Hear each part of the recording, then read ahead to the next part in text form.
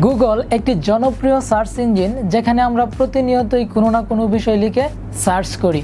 তবে আজকের এই ভিডিওতে আপনাদেরকে যে 5টি বিষয়ের কথা বলবো সেই 5টি বিষয় কখনোই গুগলে গিয়ে সার্চ করবেন না। আমরা যদি গুগল সার্চ ইঞ্জিনের নির্ভরযোগ্যতার কথা বলি এতে কোনো প্রশ্ন নেই, কিন্তু এর নিরাপত্তা নিয়ে অনেক ধরনের প্রশ্ন রয়েছে। কিছু প্রতারক চক্র রয়েছে যারা আমাদের অনলাইন ডাটা অর্থাৎ আমরা গুগলে গিয়ে কি সার্চ করি সেই ডাটার উপর ভিত্তি করে তারা বিভিন্ন ধরনের প্রতারণার ফাঁদ পাতে। তাছাড়াও আমরা বিভিন্ন ধরনের ভুল সিদ্ধান্ত গ্রহণ করি গুগলে একটা বিষয় সার্চ করে, হয়তোবা সেই বিষয়টা সেখানে ডুপ্লিকেট আকারেও থাকতে পারে। সো এখানে আমরা যাই সার্চ করি না কেন অন্তত আজকে যেই 5টি বিষয়ের কথা বলবো সেই 5টি বিষয় অন্তত আপনারা কখনোই গুগলে গিয়ে সার্চ করবেন না। আর সেই 5টি বিষয় কি কি সেটাই আপনাদের সামনে আজকে বিস্তারিতভাবে আলোচনা করব। সো হ্যালো ভিউয়ার্স, আপনাদের সাথে আছি আমি হৃদয় সরকার আর আপনারা দেখছেন টেক বাংলা হেল্প। ফিরছি ইন্ট্রোর পর।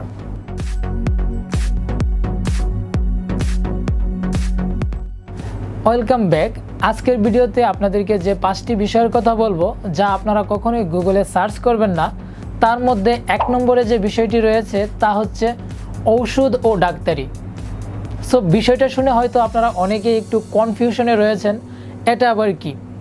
সো এই উত্তরে আপনাদেরকে আমি বলবো, আপনারা যখন কেউ শারীরিকভাবে অসুস্থ হয় বা কোনো ধরনের অসুস্থ ফিল করে, সো সেই ক্ষেত্রে দেখা যাচ্ছে ডাক্তারি কোনো পরামর্শ না নিয়ে আপনারা হয়তো গুগলে গিয়ে সার্চ করেন যে এই সমস্যা বা এই অসুখের জন্য কী চিকিৎসা হতে পারে বা কী ধরনের ওষুধ সেবন করা দরকার।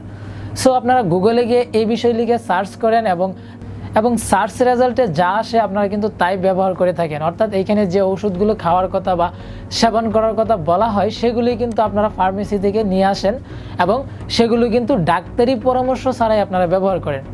সো যেখানে একজন ডাক্তার একজন রুগীকে পরীক্ষা নিরীক্ষা করার পর তারপরে কি ওষুধ দেবে সেইটা সিদ্ধান্ত নেয়, সো সেই ক্ষেত্রে আপনারা সেটা না দেখে অর্থাৎ রুগীর কন্ডিশন না দেখে আপনারা কিন্তু গুগলে গিয়ে সার্চ করে নিজেরাই ডাক্তার হয়ে যাচ্ছেন। সো এই ক্ষেত্রে আমি আপনাদেরকে বলবো কখনোই গুগলে গিয়ে নিজেকে ডাক্তার প্রমাণিত করবেন না বা ডাক্তারি কোনো কিছু গুগলে সার্চ করবেন না। ওকে, তো এবার আমরা 2 নম্বর যে বিষয়টির কথা বলবো তা হচ্ছে অ্যাপস ও সফটওয়্যার। অনেকেই বিভিন্ন অ্যাপ ও সফটওয়্যার সরাসরি গুগল থেকে সার্চ করে খুঁজেন। এমনও কিছু অ্যাপস থাকে যা গুগল প্লে স্টোরে খুঁজে পাওয়া যায় না, কিন্তু এভাবে .apk ফাইল ডাউনলোড করার ক্ষেত্রে সবসময় কিন্তু ঝুঁকি থেকে যায়।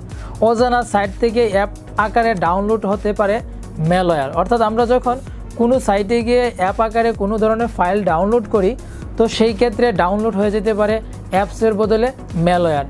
ইনস্টল করার সঙ্গে সঙ্গেই দেখবেন এটি আপনার যে প্রাইভেসি রয়েছে সেই প্রাইভেসিটাকে দফা রফা করে ফেলবে এবং স্মার্টফোনের তো 12টা বাজাবেই। সো সেই ক্ষেত্রে আমরা অ্যাপস ও সফটওয়্যার ডাউনলোড করার ক্ষেত্রে কখনোই গুগলে গিয়ে সার্চ করব না। আর গুগলে গিয়ে যদি সার্চ করে আমরা ওই অ্যাপসের পরিবর্তে বা সফটওয়্যারের পরিবর্তে ম্যালওয়্যার ডাউনলোড করে ইনস্টল করে ফেলি, সো সেই ক্ষেত্রে আমাদের যে প্রবলেমটা হতে পারে সেটা আশা করছি আপনারা ক্লিয়ারলি বুঝতে পেরেছেন। ওকে, তো এবার আমরা 3 নম্বরে যে বিষয়টির কথা বলবো সেটি হচ্ছে কাস্টমার কেয়ারের ফোন নম্বর খোঁজা। ধরুন আপনি অনলাইনে কোনো জিনিস কিনেছিলেন, সেটি রিটার্ন করায় রিফান্ড পাবেন, কিন্তু 2 দিন পরেও টাকা ফেরত পাননি। এমন সময়ে কিন্তু ভুলেও গুগলে গিয়ে সেই সংস্থার বা সেই কাস্টমার কেয়ারের নাম্বার খুঁজতে যাবেন না। অনলাইন বিপণন সংস্থার মতো করেই যারা প্রতারক চক্র রয়েছে তারা সেম টু সেম ওয়েবসাইট খুলে এবং সেখানে থাকে ভুয়া নাম্বার। আর আপনি যদি সেই নাম্বারেই ফোন করেন তাহলে আপনাকে সেই প্রতারক চক্রের ফাঁদে পড়তে হবে। আর সেই ক্ষেত্রে আমি আপনাদেরকে বলবো কখনোই কোনো কাস্টমার কেয়ারের নাম্বার খোঁজার জন্য গুগলে গিয়ে সার্চ করবেন না। এবার আমরা 4 নম্বরে যে পয়েন্টটির কথা বলবো সেটি হচ্ছে ব্যাংকিং সংক্রান্ত যে কোনো লিঙ্ক। গুগল সার্চ করে কোনো ব্যাংকের ওয়েবসাইটে ঢোকার আগে সাবধান। সো এই ক্ষেত্রে আপনাদের যে প্রবলেমটা হতে পারে, দেখা যাচ্ছে যে আপনারা ব্যাংক সার্চ করতে গিয়ে আপনারা এমন ব্যাংকে ঢুকে যাবেন যেই ব্যাংকে আপনি সর্বশান্ত হয়ে যাবেন। অর্থাৎ আমি আপনাদেরকে বোঝাতে চাচ্ছি যে আপনাদের ব্যাংকে যে টাকা আছে সেই টাকাগুলো হয়তোবা প্রতারক চক্রের হাতে পড়তে পারে। কারণ হচ্ছে গুগলে সার্চ করলে এমনও কিছু সাইট পাওয়া যায় যেই সাইটগুলো হয়তোবা হুবহু আপনার ব্যাংকের সাইটের মতো। সো এগুলো হচ্ছে প্রতারক চক্রের প্রতারণামূলক ফাঁদ তৈরি করার ওয়েবসাইট। আর আপনি হয়তো সেই ওয়েবসাইটে লগ ইন করবেন, আপনার পাসওয়ার্ড দিবেন, আপনার ব্যাংকের ইনফরমেশন দিবেন, দেন আপনার টাকাগুলো তাদের হাতে তুলে দিবেন। তাই ব্যাংকিংয়ের ক্ষেত্রে অবশ্যই সরাসরি ওয়েব অ্যাড্রেস নিজে হাতে টাইপ করে তারপর সেখানে প্রবেশ করুন। অথবা আপনারা ব্যাংকের তৈরি করা যে অ্যাপসগুলো রয়েছে অনলাইন লেনদেন করার ক্ষেত্রে আপনারা চাইলে সেই অ্যাপসগুলো ব্যবহার করতে পারেন।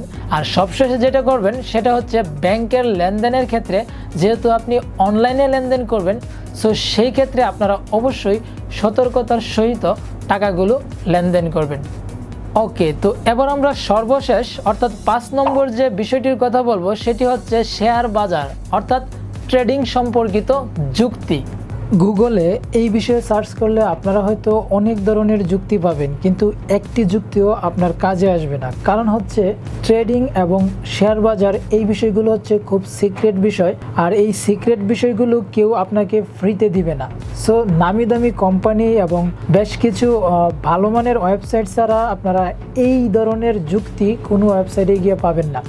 সো আপনারা যেহেতু গুগলে সার্চ করে অনেক ধরনের যুক্তি পাবেন, সো এই যুক্তিগুলো আপনাদের কোনো কাজে আসবে না। সো এইখান থেকে হয়তোবা যারা ওয়েবসাইটগুলো তৈরি করেছে তাদের ইনকাম হবে বা তারা লাভবান হবে, কিন্তু আপনি হয়তোবা এইখান থেকে পথের ফকির হয়ে যেতে পারেন। সো যদি ভিডিওটি ভালো লাগে তাহলে অবশ্যই ভিডিওটিতে একটি লাইক দিবেন এবং এই চ্যানেলটি সাবস্ক্রাইব করে রাখবেন।